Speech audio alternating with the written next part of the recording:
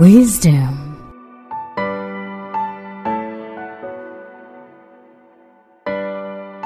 Sejatinya ketika kita menghadapi suatu ujian, ujian itu pastinya tidak akan lebih berat dari kemampuan kita.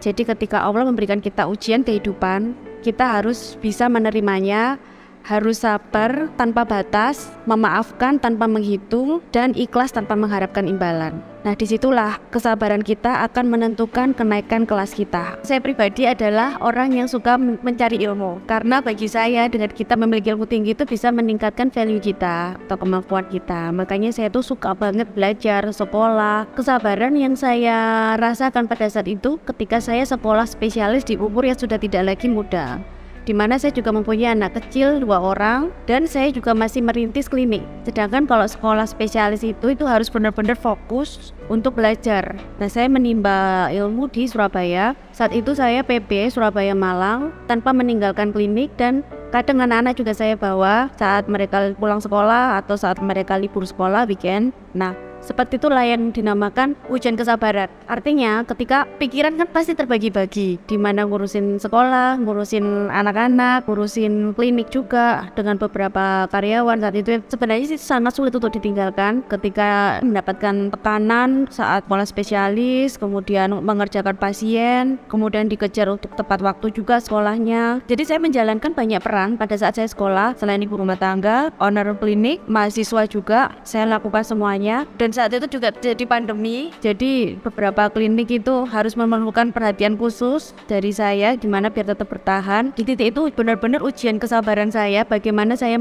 bisa menghandle semuanya tanpa perlu meninggalkan salah satu. Dan akhirnya di tahun 2022, tahun kemarin, saya berhasil menyelesaikan sekolah spesialis saya. Klinik pun juga ada nambah cabang, dan alhamdulillah anak saya pertama juga masuk ke sekolah favorit. Jadi ujian kesabaran itu bagaimana sih kita bisa melewati proses itu, karena kesabaran itu memang pahit tapi buahnya manis. Saya Dr. Gigi Nina Agustin, MMSPOT dari NDC Estetik Dental Clinic untuk Wisdom Sidiket FM.